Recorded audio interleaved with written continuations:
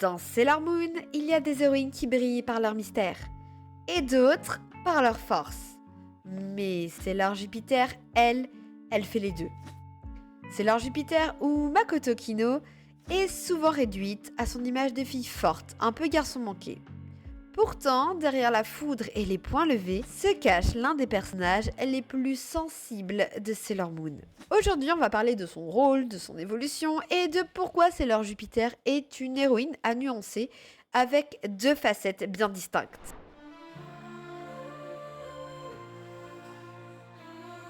Revenons d'abord à la base des bases en s'interrogeant déjà sur qui est Makoto Kino. Makoto est introduite tôt dans la saga Sailor Moon. En effet, elle débarque dans la vie d'Usagi dans l'épisode 4 de la saison 1 dans Sailor Moon Crystal et est la quatrième Sailor à être introduite. Si on parle de l'anime des années 90, Makoto fait son entrée à l'épisode 25. Quand elle apparaît pour la première fois, plusieurs caractéristiques sont frappantes. Elle est grande, dotée d'une grande force physique et dégage une aura qui impressionne. Alors qu'elle aurait pu incarner l'archétype dans le groupe du garçon manqué, en réalité, Makoto aime les fleurs, notamment les roses, la cuisine et le jardinage. Elle a aussi un petit côté très fleur bleue, tombant amoureuse facilement et rêvant d'un amour simple et sincère. Elle a tendance à avoir un crush sur tous les beaux garçons et à les comparer à son ex-copain. Ce comportement va d'ailleurs plusieurs fois agacer ses amis. Makoto est clairement à la poursuite d'un idéal qu'elle ne trouvera finalement chez personne. Et malgré la redondance de son intérêt pour des garçons, elle restera seule. Makoto incarne deux faces d'une même pièce, la femme forte et douce, la femme indépendante et romantique. Elle arrive dans la saga en tant qu'élève transférée au collège public de Juban, qui est celui où étudient Usagi et Amy, et elle y fera donc la rencontre de ces dernières. Mais revenons un petit peu sur comment elle est arrivée dans ce collège. Makoto Kino est un personnage ayant un passé tragique. Ses parents ont malheureusement perdu la vie lors d'un accident d'avion lorsqu'elle était jeune et Makoto a ensuite vécu seule, devant se débrouiller pour subvenir à ses besoins. Elle a donc appris très tôt la cuisine et à prendre soin d'elle-même. Je rappelle que Makoto n'a que 14 ans au début de Sailor Moon et à la fin, elle est âgée de seulement 16 ans. Comment une enfant de 14 ans peut-elle vivre seule et subvenir à ses besoins? La question de la rentrée d'argent se pose quand même. À aucun moment on ne voit Makoto avec un petit boulot pour s'acheter à manger ou je ne sais quoi et on ne la voit pas dans le besoin non plus. J'imagine qu'elle a eu un sacré héritage, mais d'un point de vue de la réalité de la situation, je trouve que cela n'est pas forcément très cohérent. Et je pense que c'est un point qui aurait mérité d'être intéressant à aborder finalement dans Sailor Moon. Au collège, Makoto va se faire rejeter par un garçon qu'elle aimait, donc son ex-petit ami.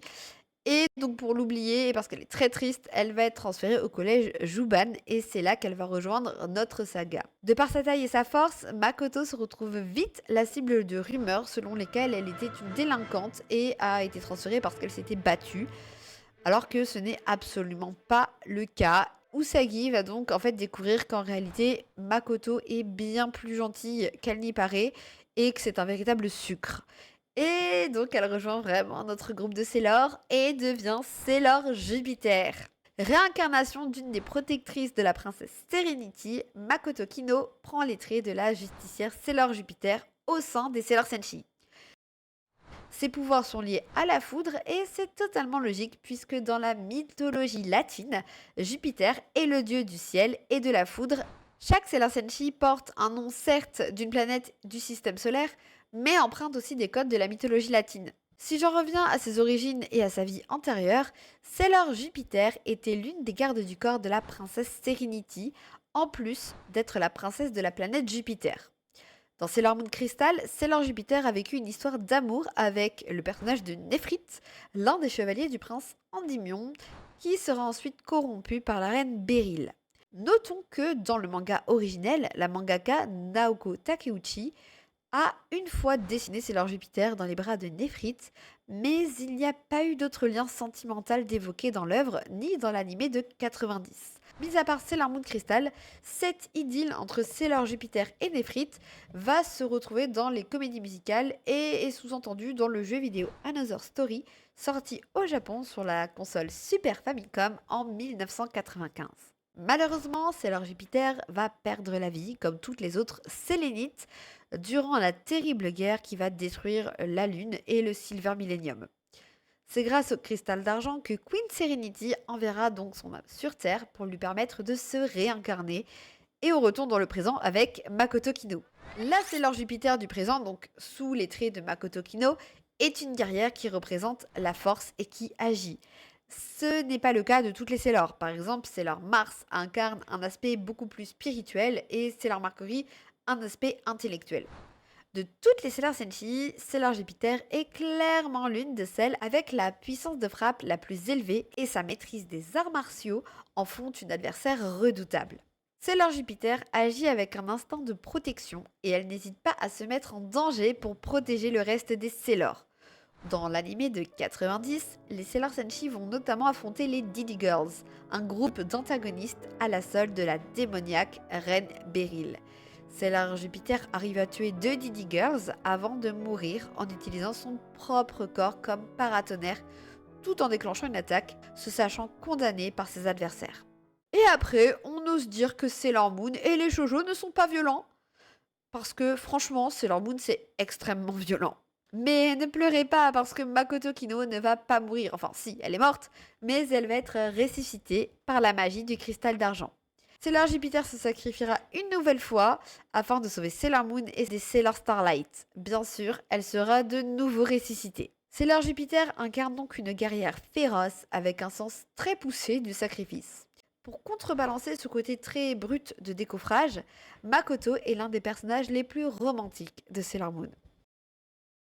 Makoto, elle rêve d'une belle histoire d'amour. Elle s'attache très vite, voire trop facilement, et a une vision très idéalisée du couple. Sa sensibilité fait souvent l'objet finalement de blagues et de moqueries, ainsi que d'un brin d'agacement. Prendre le risque d'aimer quelqu'un, de s'attacher à quelqu'un, c'est prendre le risque de voir cette personne disparaître comme ses proches.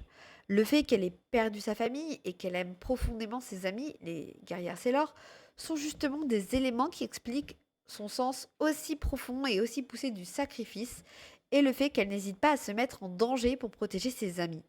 Elle ne veut pas les perdre et est prête à tout pour que cela n'arrive pas, même si c'est elle qui doit souffrir. On peut percevoir le côté très fleur bleue de Makoto comme une sorte de signe de naïveté.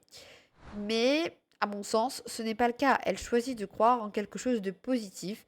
Elle choisit de voir les choses du bon côté, d'espérer et de rêver qu'elle rencontrera quelqu'un qui lui serait son égal. Et soyons clairs, Makoto n'a clairement pas besoin d'un homme dans sa vie pour s'en sortir. Pour son époque, le personnage de Makoto casse les stéréotypes. Elle est forte sans être froide, féminine sans donner une image de fragilité et est un personnage indépendant sans pour autant renoncer à l'amour. Makoto incarne une réponse directe au cliché des filles garçons manqués ou qualifiées de trop masculines. Dans le groupe des Sailor, chacune a un rôle et celui de Makoto est d'être la protectrice. Elle incarne ce rôle de grande sœur. Elle est celle qui rassure. De par son passé et sa vie, Makoto est l'un donc des personnages les plus matures. Elle a dû apprendre à prendre soin d'elle-même et a dû grandir plus rapidement qu'elle n'aurait dû.